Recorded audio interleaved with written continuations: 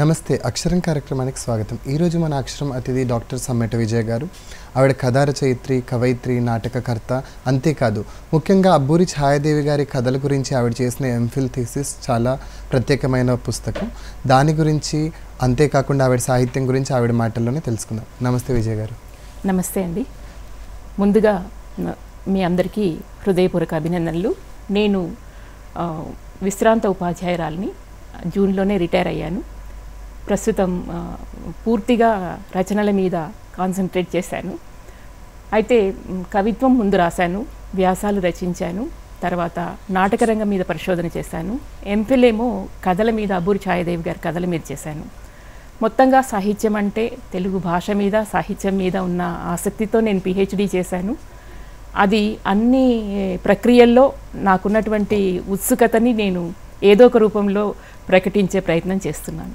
విజయ్ గారు, సాధారణంగా ఎవరైనా కానీ ఒక గృహిణిగా, ఒక టీచర్గా, లేదంటే ముఖ్యంగా కుటుంబంలో ఉన్నటువంటి ఒక స్త్రీకి చాలా పనులుంటాయి. వాటిలో మీరు అన్నిటినీ కూడా సమంగా చేస్తూ మీ సాహిత్యాన్ని కూడా రాస్తూ ఉన్నారు. అయితే కవిత్వం వైపు ఎలా వచ్చారు, అసలు సాహిత్యం వైపు ఎలా వచ్చారు? నాకు ముందు నుంచి మొదట చదువు అంటే చాలా ఇష్టం. మా ఇంట్లో ఉన్న మా నలుగురు అక్క చెల్లెళ్ళు, మా అన్నయ్య, వీళ్ళందరిలోనూ ముందు నుంచి ఒక పుస్తకాల పురుగులాగానే ఉండేదాన్ని. ఎప్పుడు చదువే ప్రపంచంగా బతికాను. అందులో తెలుగు సాహిత్యం మీద చాలా ఎక్కువ ఆసక్తి. అందుకని సాహిత్యం వైపు ఎప్పుడు నా ఆలోచన కానీ, రచనలు చదవడం కానీ అన్నీ ఉండేది. నేను పనిచేసేటువంటి ఉద్యోగ సమయంలో కూడా పుస్తకాలు లైబ్రరీకి వెళ్ళిపోయి పుస్తకాలు చదువుకొని ఆ రచనలన్నీ చదివేదాన్ని. అందులో ఒక ప్రత్యేకమైన ఒక వ్యక్తి రచన చదివితే వాళ్ళు ఎలా రాస్తున్నారన్నది తెలుస్తుంది అని మా అన్నయ్య సమ్మెట నాగమల్లేశ్వరరావు నాకు నిర్దేశించాడు. దాని ప్రకారం నేను పుస్తకాలన్నీ చదివి ఒకళ్ళ కవిత్వం ఇలా ఉంటుంది, ఒకళ్ళ రచన ఇలా ఉంటుందని తెలుసుకొని కవిత్వం రాసేటప్పుడు నన్ను నేను ఆ ప్రయత్నంలో మెరుగుదిద్దుకునే ప్రయత్నం చేశాను. ఒక వ్యక్తిని చూడగానే వాళ్ళ గురించి ఒక విషయం మనసుకు తట్టగానే దాని గురించి రాయాలని అనిపించిన వెంటనే నేను కవిత రాసేదాన్ని. అంటే ఖచ్చితంగా పుంకాలుగా పుస్తకాలు రాసేసి నేనేదో రచయిత్రిని, కవయిత్రిని అనిపించుకునే ప్రయత్నం నేనేనాడు చేయలేదు. నా మనసుకు నచ్చినప్పుడు, నాకు తోచినప్పుడు, ఇది రాయాలి అని అనిపించినప్పుడు మాత్రమే రచనలు చేశాను. అలా నేను నా కవిత్వం రాయడంలో, అప్పటికప్పుడు రాయడంలో నేను రాయగలను. కనుక అది చూసి నన్ను అందరూ ప్రోత్సహించారు. విజయ కవిత్వం బాగా చెప్తుంది అని మా తోటి ఉద్యోగినులు వాళ్ళందరూ కూడా చెప్పడంతో అవన్నీ మొదట్లో ఒక భావనాంజలి అనే పేరుతోటి ఒక భావాలుగానే వాటిని ప్రకటించాను. కవితలుగా నేను చెప్పుకోలేదు. ఇంకా దాన్ని మెరుగుదిద్దుకోవాల్సినటువంటి అవసరం ఉంది కనుక అలా నేను భావనాంజలి అనే కవితా సంపుటి తీసుకొచ్చాను. కొన్ని కవితలు కూడా రాశాను. విజయ్ గారు, మీరు రాసిన కవిత్వం ఏదైతే ఉందో, కవిత్వంలో ముఖ్యంగా మీరు తీసుకునే అంశాలు వేటిని ముఖ్యంగా పరిగణిస్తుంటారు? నేను మామూలుగా నేను తెలుసుకున్నటువంటి విషయాల ప్రకారము, నా అబ్జర్వేషన్లో, నేను మా గురువుల దగ్గర నుంచి నేను గ్రహించిన సమాచారం ప్రకారము సాహిత్యం అనేది ఏంటంటే సమాజంలో కొంత మార్పును తీసుకొచ్చేటువంటి ప్రయత్నం చేసేదే సాహిత్యం కింద నేను భావిస్తాను. ఆ ఉద్దేశంతో నేను అనేక వ్యాసాలు కూడా రాశాను. అయితే నేను మొదటి నుంచి కూడా స్త్రీల పరంగా ఎక్కువగా ఒక రకమైనటువంటి, నేను కళ్ళ ముందు మనం ప్రత్యక్షంగా ప్రతిరోజు చూస్తూ ఉంటాం ఎన్నో సంఘటనలు. మనకి పొద్దున్న లెగిస్తే వార్తాపత్రిక తెరిస్తే అనేక రకమైన సంఘటనలు, అత్యాచారాలని, లేకపోతే వరకట్నపు ఆత్మహత్యలని, లేకపోతే పెట్రోల్ పోసి తగలబెట్టారని, ఇలాంటివి ఎన్నో సంఘటనలు చూసిన తర్వాత స్త్రీల పట్ల కొంత పక్షపాత ధోరణి అనుకోండి, నేను స్త్రీనై ఉండడం వల్లే అనుకోండి, ఒక రకమైనటువంటి ఒక సున్నితమైనటువంటి భావము, తర్వాత మనసులో ఒక ఉద్వేగము, ఇవి చాలా ఉండేవి నాకు. అందుకనే నా రచనల్లో చాలా వరకు కూడా స్త్రీల పరంగానే నేను వ్యాసాలు రాశాను, స్త్రీల పరంగానే కవితలు రాశాను. తర్వాత ఏదన్నా సామాజిక సమస్యలు కనిపిస్తే వాటి మీద నేను ఎక్కువగా రాశాను. ఉదాహరణకి ఆసరా అని ఒక కవిత రాశాను. అది వృద్ధాప్యం గురించి. ఒక వృద్ధుడు అనుకుంటాడు, నేనే కదా నా కొడుకుని విదేశాలకి చదువు కోసం పంపించినప్పుడు నేను నా చివరి దశలో నాకు ఆసరాగా లేడని నేను ఎందుకు అనుకుంటాను? ఈ ఊత కర్రే నాకు ఆసరా అని తను పట్టుకునే వాకింగ్ స్టిక్ పట్టుకొని తనకు తను ధైర్యంగా నిలబడతాడు అని అక్కడ ఒక సమస్యని చూపించాను. చాలామంది తల్లిదండ్రులు చేసే పొరపాటే ఈరోజు ప్రతి ఒక్కళ్ళు అంటున్నారు, మమ్మల్ని వృద్ధాప్యంకి వదిలేశారు, మమ్మల్ని వృద్ధాప్యంకి వదిలేశారని. కానీ ఆ వృద్ధాప్యంలోకి వదిలిపెట్టిన వారు ఎవరు? అందులో తల్లిదండ్రుల పాత్ర కూడా ఉంది. ఆ ఉద్దేశంతో నేను అలాంటి విషయాలను తీసుకుంటాను. అలాగే అదేంటి స్త్రీలకి వితంతువులుగా మార్చడం అనే ఒక దాని గురించి, యాక్సిడెంట్స్ అవుతే దాని గురించి, బైక్ నడిపేయడం, ఉత్సాహంగా వెళ్ళిపోయి యాక్సిడెంట్స్ చేసుకోవడం, ఇట్లాంటి విషయాల మీద నేను కొన్ని కవితలు రాశాను అనమాట. మా ప్రేక్షకుల కోసం ఒక కవిత చదివి వినిపించండి. నేను చెప్పాను కదా, స్త్రీలకు సంబంధించినటువంటి పక్షపాత ధోరణి అనేటువంటిది ఎలా అనుకున్నా పర్వాలేదు, ఇది నా నెక్స్ట్ త్వరలో రాబోతున్నటువంటి ఒక కవితా సంపుటి, ఆమెకు రూపాలెన్నో, దానికి సంబంధించిన కవితని. అంటే ఒక స్త్రీ ఎన్ని రకాలుగా తను ఎన్నో రూపాల్లో మనకు కనిపిస్తుంది. ఒక స్త్రీని మీరు గమనించినట్లయితే అనేటువంటి దాన్ని ఒక కవితలో పెట్టాను అన్నమాట. ఒక చోట ఆమె పొలం దున్ని నాగలి పడుతుంది, కూలి పని చేస్తూ ఇటుకలు మోస్తుంది, మట్టిని పిసికి కుండలు చేస్తుంది, ఇల్లు అలుకుతుంది, పిడకలు చేస్తుంది. ఇదంతా మనం సామాజిక మామూలుగా వాతావరణంలో తను చేసేటువంటి పనులు. గొడ్డు చాకిరీ చేసి పశువుల్ని పెంచుతుంది, బిడ్డకు నలుగు పెట్టి నీళ్లు పోస్తుంది, విడిచిన వస్త్రాలను ఉతికి ఆరేస్తుంది, బిడ్డ బ్యాగు మోస్తూ చేయి పట్టి నడిపిస్తుంది, మళ్ళీ ఆ తల్లే పిల్లల్ని రెడీ చేసి బడికి పంపిస్తుంది, బిడ్డ బ్యాగు మోస్తూ పట్టి నడిపిస్తుంది బడికి, డబ్బాలో అన్నం తెచ్చి గోరుముద్దలు పెడుతుంది. మరొక చోట ఆమె బ్యాగు తగిలించుకొని, ఇక్కడ మారుతుంది, తన స్థితి మారుతుంది, బ్యాగు తెచ్చుకొని తగిలించుకొని బస్సులు, ఆటోలు, మెట్రోలలో వేలాడుతుంది, కంప్యూటర్ మీటలు నొక్కి మైక్రోఫోన్లో మాటల ఉద్యోగం చేస్తుంది. ఇంటికి అలసి వచ్చిన ఆమె తన కాఫీ తానే పెట్టుకొని అప్పుడే వచ్చిన భర్త చేతికి కప్పు అందిస్తుంది. తనకంటూ ఒక కప్పు ఎవరు అందించరు, మళ్ళీ ఇంటికి వచ్చిన భర్తకి కూడా తనే కప్పు అందిస్తుంది. అలసట దిగమింగి అందరి కడుపులు నింపేందుకు వంటగదిలో యుద్ధం చేస్తుంది. ప్రతిరోజు ఆమె చేసేది ఒక యుద్ధమే. వేరొక చోట ఉన్నత పదవుల్లో ఊపిరాడక, ఇంకా ఒక హయ్యెస్ట్ స్టేజ్కి కనుక ఒక స్త్రీని కనుక మనం పరిశీలించినట్లయితే, వేరొక చోట ఉన్నత పదవుల్లో ఊపిరాడక సాధికారతతో సమస్యలను ఛేదిస్తూ నిందలను మోస్తూ, ఆ ప్రాసెస్లో తనకు ఎన్నో ఇబ్బందులు ఎదురవుతుంటాయి, నిందలను మోస్తూ తనని తాను నిరూపించుకుంటూ సాటిలేని ధీరత్వాన్ని ప్రదర్శిస్తుంది. ఏ గడియారము ఆమెకో గంట విశ్రాంతిగా అలా నిలిచిపోదు. ఏ ఉదయము ఆమెను ఇంకాస్త కాసేపు అలా పడుకోనివ్వదు. అయినా ఆమె అందరికంటే ముందే లేచి అందంగా ముస్తాబై తనని తాను ఆవిష్కరించుకుంటుంది. నిత్య జీవన చైతన్య గీతికలు ఆలపిస్తుంది. ఆమె సదా సాటిగా నిలిచి ఉంటుంది. ఇది ఆమెకు రూపాలెన్ని. ఇది నా రాబోయే తర్వాత కవితా సంపుటి. అబ్బూరి ఛాయాదేవి గారి కథలు ఏవైతే ఉన్నాయో, ముఖ్యంగా ఈ కథలను తీసుకోవడానికి కారణం ఏంటి? దీనికి కారణం ఏంటంటే, నేను అంతకుముందే ఇంటర్మీడియట్ కంప్లీట్ అయిన తర్వాత నుంచి కూడా వ్యాసాలు రాశాను. అన్ని వ్యాసాలు కూడా ఆంధ్రభూమి, ఆంధ్రజ్యోతి, స్త్రీ శక్తి అనేటువంటి దాంట్లో ఎక్కువగా వచ్చాయి. స్త్రీలకు వయసెంతైతేనే అబద్ధాలు ఎందుకు, తర్వాత ఆడంబరాలకు పోవడం ఎందుకు, తర్వాత స్త్రీలు ఎదుర్కొంటున్నటువంటి సమస్యలు, మహిళలకి స్థానం ఏంటి, ఇట్లాంటి టాపిక్స్ మీద నేను అన్ని స్త్రీలకు సంబంధించి వ్యాసాలు రాశాను. ఇలా రాయడం వల్ల ఏమైందంటే, నీకు స్త్రీల మీద ఎక్కువగా సబ్జెక్ట్ ఉంది కనుక స్త్రీల పరంగా రచనలు చేసిన వాళ్ళ మీద నువ్వు ఎంఫిల్ చేస్తే బాగుంటుంది అని మా అన్నయ్య సమెట నాగమల్లేశ్వరరావు సూచించారనమాట. తనకు తెలుసు అబ్బూరి ఛాయాదేవి గారు అప్పుడు దగ్గరలోనే ఉంటారు. సో నేను పరిచయం చేస్తాను, నువ్వు వెళ్ళి తన రచనలు చాలా బాగుంటాయి అని చెప్పి అప్పుడు అబ్బూరి ఛాయాదేవి గారి కథల పుస్తకం నాకు ఇచ్చారు. ఇచ్చిన తర్వాత ఆ పుస్తకంలో ఒక 25 కథలు ఉన్నాయి. ఒకసారి చదివాను, తన మార్గం పుస్తకం.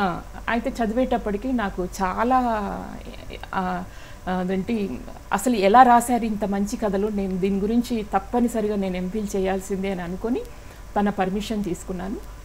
డాక్టర్ శరత్ జ్యోత్స్నా రాణి గారు నా గైడ్ అనమాట. మొట్టమొదటి ఎంఫిల్ స్టూడెంట్ని నేనే. తను అప్పుడే కొత్తగా ఉద్యోగంలోకి వచ్చారు. సో మొట్టమొదటి స్టూడెంట్గా నేను ఈ అబ్బూరి ఛాయాదేవి గారి కథల మీద చేస్తానన్నమాట.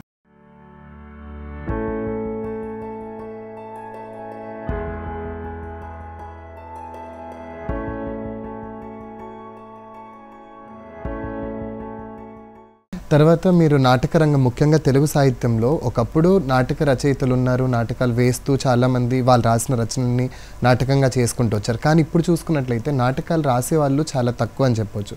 ముఖ్యంగా ఈ నాటక రంగం గురించి ఆ విషయాన్ని మీరు మీ పిహెచ్డి టాపిక్గా తీసుకున్నారు, దాన్ని పుస్తకంగా కూడా ప్రచురించారు. ముఖ్యంగా ఈ నాటకానికి సంబంధించి మీరు పరిశోధన చేసినప్పుడు ఎలాంటి సమస్యలను ఎదుర్కొన్నారు? ముందుగా అసలు నేను నాటక రంగంలో పిహెచ్డి ఎందుకు చేయాలన్న విషయం మీకు చెప్పాలి. ఎందుకంటే నాటక రంగంలో పిహెచ్డి కథల్లో నేను ఎంఫిల్ చేసిన తర్వాత నిజానికి ఎవరైనా సరే ఎంఫిల్ ఏది చేస్తే దాని కంటిన్యూషన్ కథల మీదే పిహెచ్డి చేస్తారు. కానీ అప్పటికే మన సాహిత్యంలో, తెలుగు సాహిత్యంలో కథా రచయితలు, కథల పుస్తకాలు పుంకానుపుంకాలుగా ఉన్నాయి. చాలామంది రచయితలు, రచయిత్రులు చాలామంది ఉన్నారు. కానీ నాటకరంగం విషయంకి వచ్చేటప్పటికి నాటకం అనేది ప్రదర్శించేసి దాన్ని పక్కన పెట్టేస్తారు. కానీ ఆ నాటకం తాలూకు రచన కానీ, స్క్రిప్ట్ కానీ మనకి ఏది అందుబాటులో ఉండదు. అలా ఉండేటువంటి రచనలు చాలా తక్కువ ఉన్నాయని తెలిసినప్పుడు అందున నేను గమనించిన విధానంలో నాకు తెలిసినటువంటి విషయం ఏంటంటే, స్త్రీలు చాలా తక్కువ. అసలు నాటకరంగంని టచ్ చేసినటువంటి స్త్రీలు వేళ్ల మీద లెక్క పెట్టుకొని చెప్పొచ్చు. జయప్రభ గారిని 4వ గోడ పుస్తకం రచించారు.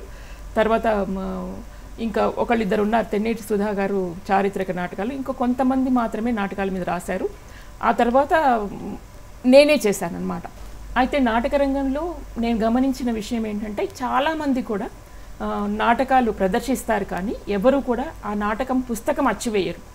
ఎందుకంటే అసలు నాటకమే ప్రదర్శనలో ఉన్నటువంటి ఒక మనోరంజనం కలిగించే ఒక ప్రదర్శన. కానీ దాని స్క్రిప్ట్ రచనాపరంగా లేకపోవడంతో నేను రచనాపరంగా పిహెచ్డి చేశాను. తెలుగులో నాటక రచన అన్నది అంటే రచనలో వచ్చిన నాటికలే తీసుకున్నాను. ప్రదర్శనలో ఉన్నవి తీసుకోవడానికి వీల్లేదు. ఎందుకంటే అవి చెప్తాము, మెన్షన్ చేస్తాము, కానీ అవి మనకి రచనలో కనిపించవు. అయితే నేను తీసుకున్నటువంటి నాటకాలన్నింటిలో కూడా అప్పట్లో వచ్చినటువంటి రచనలు, ఎంతమంది రచనలు చేశారు, ఆ నాటకాల గురించి చేసినటువంటి విశ్లేషణలు ఏంటి, ఏ రచయితలు, ఏ దర్శకులు ఎలాంటి నాటకాల్ని ప్రదర్శింపచేశారు, వాళ్ళు ఏ రకంగా వాళ్ళు నాటకాన్ని పరిణితి దశలో ముందుకు తీసుకెళ్లారు అన్న దాని గురించి నేను ఎక్కువగా పరిశోధన చేశాను. బడే నా లోకం అన్న పుస్తకం ఉంది. ఆ పుస్తకం గురించి చాలామంది మాట్లాడుకుంటూ ఉంటారు. అండ్ ముఖ్యంగా మీరు రాసిన పుస్తకాల్లో టక్కున గుర్తుకొచ్చే పుస్తకం, చాలామంది డిస్కస్ చేసుకునే పుస్తకంగా ఆ పుస్తకం ఉంది. ఈ పుస్తకం రాయడానికి ప్రేరణ? నేను నా డిగ్రీ పూర్తయిన తర్వాత నుంచి దాదాపుగా పిల్లలతో స్కూల్లో ఖాళీ ఉన్న సమయంలో డిగ్రీ ఇలా పూర్తవగానే మంచిర్యాల పబ్లిక్ స్కూల్ అని ఒక స్కూల్లో నన్ను పిలిచారు. మా నాన్నగారు చెప్పి, మీ అమ్మాయి మెరిట్ స్టూడెంట్, ఒకసారి రమ్మనండి, స్కూల్కి రమ్మనండి అంటే స్కూల్లో టీచర్గా చేరిన దాన్ని. అప్పటి నుంచి 24 జూన్ వరకు 36 సంవత్సరాల ఉపాధ్యాయ అనుభవం నాకుంది. పిల్లలతోనే నా జీవితం. ప్రతిరోజు కూడా వాళ్ళతోటి ఎన్ని రకాల కార్యక్రమాలు చేయించానో, ఎంతమందితో కవితలు రాయించాను, ఎంతమందితో పద్యాలు పాడించాను, చదివించాను, నాటకాలు వేయించాను, డాన్సులు వేయించాను. వాళ్ళ వెనకాలే ఉండి కొంతమందిని రవీంద్ర భారతికి తీసుకొచ్చి రవీంద్ర భారతిలో బాలల దినోత్సవం అనౌన్స్మెంట్ చేయించాను నేను ఒక అమ్మాయితో. అలాగే కొంతమందిని తీసుకొచ్చి, యాకూబ్ కవి గారు కూడా ఉన్నారు, వారి సమక్షంలో పిల్లలతో కవితలు చెప్పించాను. ఇలాంటి కార్యక్రమాలన్నీ చేయిస్తున్నప్పుడు నాకు నా ప్రపంచమే బడి. నేను ఎక్కువ సమయం గడుపుతున్నదే బడి. నాతోటి ఉద్యోగులు, తర్వాత నా పిల్లలు, వీళ్ళందరినీ గమనించిన తర్వాత ఒకసారి ఏమైందంటే, నాకు మా వారికి కోవిడ్ సమయంలో ఇద్దరికీ కోవిడ్ వచ్చింది. నేను మా వారు ఇద్దరం పక్కన రూమ్లలో కోవిడ్లో ఉన్నాము.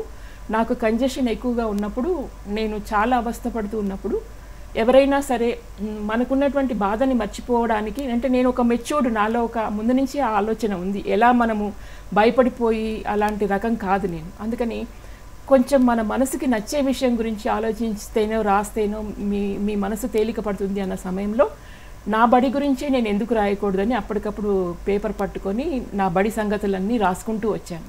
అలా వచ్చినటువంటి వాటి ప్రతిరూపమే ఈ బడే నా లోకం రచన అన్నమాట.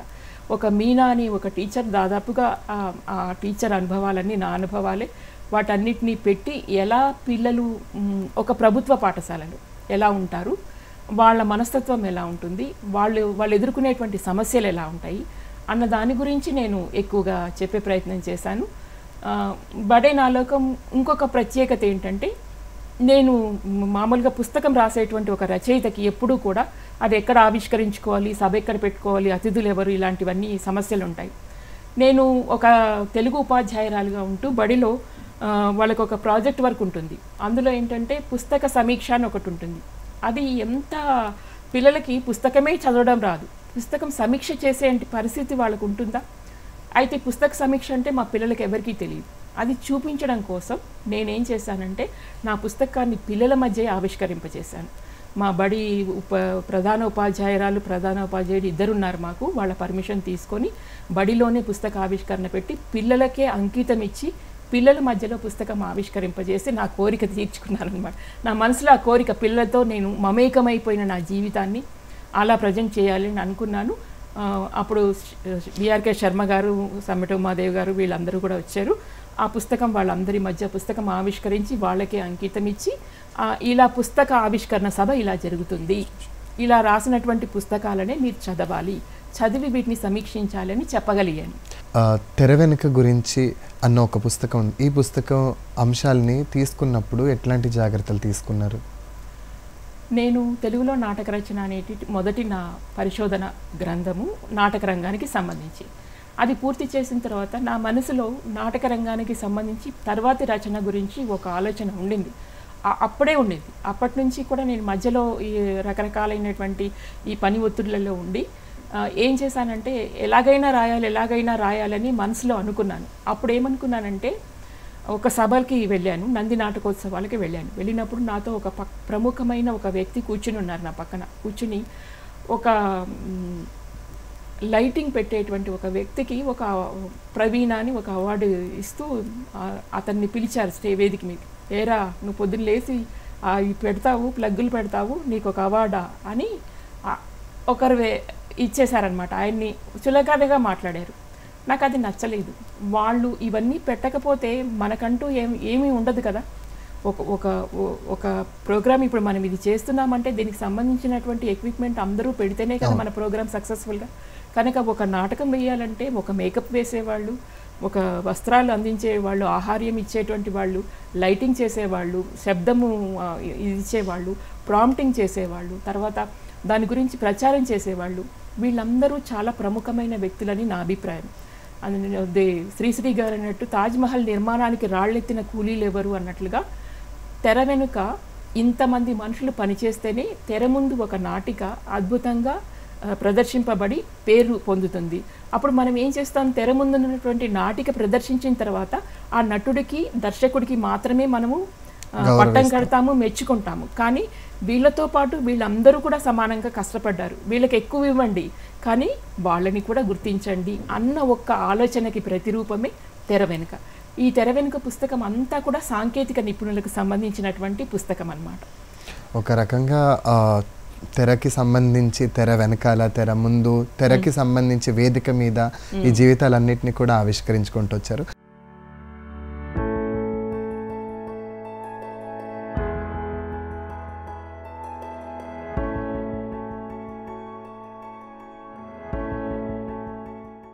ఆశే శ్వాసగా అన్న ఇంకో పుస్తకం కూడా ఉంది.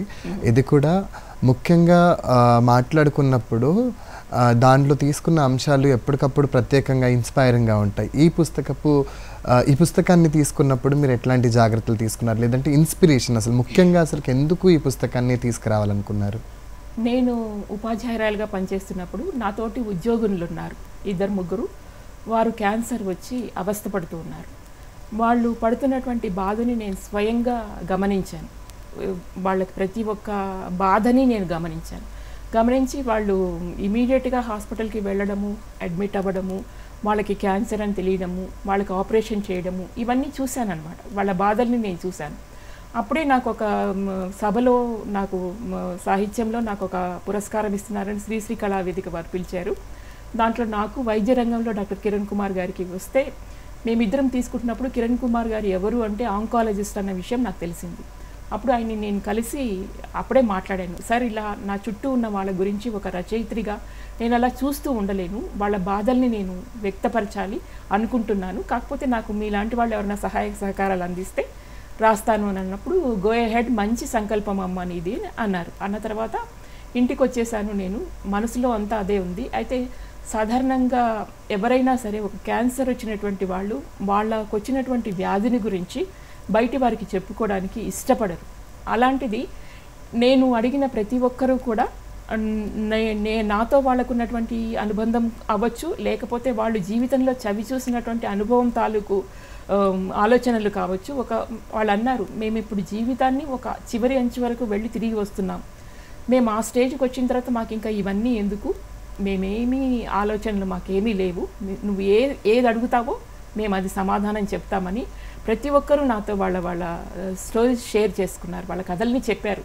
చెప్పిన తర్వాత కొంతమందిని వ్యక్తిగతంగా కలిసి, కొంతమంది దూరాన ఉన్న వాళ్ళని ఫోన్ల ద్వారా, వీడియోల ద్వారా నేను రాత్రిపూట వాటిని నోట్బుక్స్లో రాసుకొని మళ్ళీ తిరిగి వాళ్ళకి పంపించి డిటిపి చేయించి, ఇలా ఉంది మీరు కరెక్షన్స్ చేయించుకొని అన్నీ కలిపి ఒక 21 కథనాలను తీసుకున్నాను. 21 కథనాలతో ఆశయశ్వాసగా అనేటువంటి పుస్తకం దాన్ని తీసుకొచ్చాను. దాన్ని డాక్టర్ ఆలూరు విజయలక్ష్మి గారు ఆవిష్కరించారు, డాక్టర్ అమృతలత గారు, నెల్లుట్ల రమాదేవి గారు ఏమో పుస్తకం సమీక్షించారు. ఇలా అన్నమాట. మీరు రాసిన కథల్లో ముఖ్యంగా ప్రతి రచయితకి అంటే చాలా ప్రక్రియల్లో వాళ్ళు రాస్తూ ఉంటారు. అంటే మీరు కవిత్వం, కథ, నాటకం ఇలా చాలా ప్రక్రియలు ఉన్నప్పటికీ కానీ వీటిలో ఎక్కడో దగ్గర ఖచ్చితంగా ఆగాలి అని వాటిలో మనకి బాగా నచ్చిన రచన అనేది ఒకటి ఉంటుంది. మీరు రాసిన కథల్లో ముఖ్యంగా మీకు బాగా నచ్చిన కథ, లేదంటే మా ప్రేక్షకులకి మీరు చెప్పాలనుకుంటున్న ఆ కథకి వెనకాల కథ గురించి చెప్పండి. అంటే నిజానికి నేను కథలు చాలా తక్కువ రాశాను. రాసిన కథలలో కూడా అంటే నేను నాటక రంగంలో వర్క్ చేశాను, తర్వాత వ్యాసాలు అనేకం రాశాను, కథలు కొన్నే రాశాను. రాసినప్పటికీ కూడా నేను చెప్పాను కదా, నా కథలన్నిట్లలోనూ కూడా నేను ఎక్కువగా స్త్రీలకు సంబంధించి ఒక కథ ఏంటంటే, అమ్మని ఒక పని యంత్రంగా మాత్రమే స్వీకరిస్తారు ప్రస్తుతం ఉన్నటువంటి సమాజం. అలా ఒక తల్లి ఏమవుతుందంటే చాలా మనసులో నొచ్చుకుంటుంది ఒక చివరి దశకు వచ్చిన తర్వాత. నేను వీళ్ళకి ఇంత చేశాను, వీళ్ళేంటి ఎవరికి వాళ్ళు, ఎవరి లోకం వాళ్ళు అన్నట్లుగా ఉంటున్నారు. అలాగే పిల్లలు కూడా కలిసినప్పుడు వాళ్ళే కలిసి గెట్ టుగెదర్స్ చేసుకోవడం, వాళ్ళే తల్లిని పక్కన పెట్టేసేయడం, పెద్దవాళ్ళని పక్కన పెట్టేయడం అనేటువంటి ట్రెండ్కి సంబంధించినటువంటి ఇది మనం గమనిస్తూ ఉన్నాం ఇప్పుడు ప్రస్తుతం ఉన్నటువంటి సమాజంలో. అది సహజంగా నడుస్తున్నటువంటిది. అయితే దీన్ని మనసులో పెట్టుకొని తల్లికి సంబంధించినటువంటి ఒక కథ రాశానన్నమాట. ఒక ఆమె ప్రతిరోజు ఒక గుడికి వెళ్ళి దండం పెట్టుకుంటూ ఉంటుంది. దండం పెట్టుకుంటూ ఉంటే ఆమె ఒక రోజున చాలా దిగులుగా ఉంటే పూజారికి పలకరిస్తాడు ఆమెని. ఎందుకమ్మా అలా ఉన్నావు అని అంటే, ఇలా జరుగుతుంది, నన్ను చూసుకోవడానికి మా భర్త చనిపోయిన తర్వాత నన్ను చూసుకోవడానికి కొడుకులు, కూతుర్లు అందరూ వంతులు వేసుకుంటున్నారు, నన్ను సరిగా పట్టించుకోవడం లేదు, నేనేమో పనులు చేస్తేనే నేను మనిషి, పని చేయకపోతేనేమో నేను పనులు చేసి అలసిపోయి ఉన్నాను, నా వల్ల కావట్లేదు పూజారి గారని తన మనసులో ఉన్న మాట చెప్తుందన్నమాట. అప్పుడు ఏం చేస్తాడంటే ఆయన, ఒక పని చేయమ్మా, రేపు నువ్వు మామూలుగా గుడికి వచ్చినట్టు వచ్చేసి నాతో పాటు ఉండు అని చెప్తాడు. చెప్పేసేసి మరుసటి రోజు ఏం చేస్తాడంటే తన దగ్గర ఉంచేసుకుంటాడు, వాళ్ళ ఇంటి దగ్గర తనని పెట్టేశాక గుడికి వెళ్ళిన అమ్మ తిరిగి రాలేదు అన్న విషయం ఆ కుటుంబంలో వాళ్ళు గమనిస్తారనమాట. గమనించి చూసుకుంటారు, అటు చూస్తారు ఇటు చూస్తారు, అంతా వెతుకుతారు. అన్నీ వెతికిన తర్వాత అప్పుడు అమ్మ గురించి ఒక్కొక్కళ్ళు ఒక్కొక్క గుర్తు తెచ్చుకుంటూ ఉంటారు. అయ్యో అమ్మతో ఇట్లా ఉండాల్సింది, అమ్మతో అట్లా ఉండాల్సింది అన్నీ తెలుసుకుంటున్నప్పుడు అప్పుడు చాలా కొంత మదనం జరిగిన తర్వాత ఈ పూజారి గారు వచ్చి, అమ్మ కళ్ళు తిరిగి పడిపోయింది అక్కడ, నేను హాస్పిటల్కి తీసుకెళ్ళి వైద్యం చేయించాను, అమ్మకి ఇక్కడి నుంచి పూర్తి విశ్రాంతి ఇవ్వాలని చెప్పారు డాక్టర్సు అని చెప్పాక, లేదు మేము అమ్మని జాగ్రత్తగా చూసుకుంటాము అని చెప్పడం అనమాట. ఇలాగా అమ్మ యొక్క సిగ్నిఫికెన్స్, అమ్మ యొక్క ప్రాముఖ్యత ప్రతి ఒక్కరికి తెలియజెప్పడం కోసం ఈ కథనం నడిపించినట్లుగా కథ రాశాను అనమాట. ఇది బాగుందండి కథ. ఇప్పుడు ఈ తరం ఏదైతే ఉందో, అంటే మీ తరానికి మా తరానికి సంబంధించి చాలా మార్పులు వచ్చాయి. టైం బ్యాలెన్సింగ్ అనేది చాలా తక్కువ అని చెప్పొచ్చు. అయినా చాలామంది బ్యాలెన్స్ చేసుకుంటున్నారు. అయితే ఇప్పటి తరానికి మీలాంటి సీనియర్ రచయితలు సజెషన్స్ కానీ సలహాలు? ఇప్పటి తరానికి ఏంటంటే, మనం ఏదైతే ఒకటి అనుకుంటామో ఎవరికైనా సరే, అది చిన్నైనా పెద్దయినా ఎవరికైనా సరే, మనసులో ఒక సంకల్పం ఉండాలి, మనసులో ఒక లక్ష్యం ఉండాలి, అందులో నిజాయితీ ఉండాలి. నేను ఇది చెయ్యాలి అనుకుంటే దానికి ఎన్ని రకాల కష్టం వచ్చినా మనం తప్పించుకోవడానికి రకరకాల మార్గాలు, మాటలు ఉంటాయి. అబ్బా నాకు అస్సలు టైం ఉండట్లేదు, లేదా నాకు అస్సలు కుదరట్లేదు, నాతో కావట్లేదు, అలా అనుకుంటే నేను ఇన్ని చేయగలిగేదాన్ని కాదు, నేను మా బాబుని 3 సంవత్సరాలు బాబుని 2.5 సంవత్సరాల బాబుని అక్కడ పెట్టి 3 బస్సులు మారి నేను చేయాలనుకున్నాను, చేశాను. ఆ తర్వాత మా ఇంట్లో చాలా కఠినమైనటువంటి క్లిష్టమైనటువంటి పరిస్థితుల మధ్య ఎంఈడి పరీక్షలు రాశాను. పగలంతా పనిచేసి ఉద్యోగం చేసుకొని పనులు చూసుకొని రాత్రిపూట మాత్రమే చదువుకొని నేను ఎంఈడి చేయాలనుకున్నాను, చేశాను. పిహెచ్డి కూడా అలాగే చేయాలనుకున్నాను, చేశాను. అంటే ముందు మనలో నేను కాన్వకేషన్లు అటెండ్ అయినప్పుడు కూడా ఇక్కడ హైదరాబాద్లో జరిగిందనమాట. పిహెచ్డి తీసుకున్నప్పుడు నా అదృష్టం ఏంటంటే అబ్దుల్ కలాం గారు వచ్చారు. ఇలా ఒక 20 అడుగుల దూరంలో మాత్రమే ఉన్నాము. ఆయన చెప్పారు, మీరందరూ లేచి నిలబడండి అన్నారు. లేచి నిలబడ్డప్పుడు చెప్పారు, పిహెచ్డి చేసేస్తే మీరు ఏదో సాధించామని అనుకోకండి, పిహెచ్డి చేసినప్పుడే ఇప్పటి నుంచి మీ జీవితం, అసలు జీవితం మొదలైంది అని చెప్పారు. అంటే అసలు జీవితం ఇప్పుడు మొదలైంది అంటే ఇప్పటి నుంచి మీరు వేసి ప్రతి అడుగు, మీరు పిహెచ్డి చేశారు, ప్రతి అడుగు జాగ్రత్తగా వేయండి అని ఒక సూచన ఉంది. అలాగే బాధ్యతగా ఉండండి, అసలు మీ మీ మీ కలల్ని సాకారం చేసుకోవడానికి మీరు ఇంకాస్త ముందుకు ఇంకాస్త వెళ్తూ ఉండండి అని చెప్పారు. అవి నేను ఎప్పుడూ కూడా గుర్తుపెట్టుకుంటాను. అందుకని ఎవరు పట్టించుకుంటారు, మనల్ని ఎవరు కీర్తి కిరీటాలు అవసరం లేదు. నిజాయితీగా నువ్వు చేసే పని చెయ్యి. ఎవరి కోసం మనం ఎక్స్పెక్ట్ చేయకూడదు. మనం వీళ్ళు మనల్ని గుర్తిస్తారా, లేకపోతే వీళ్ళు మనల్ని పట్టించుకున్నారా.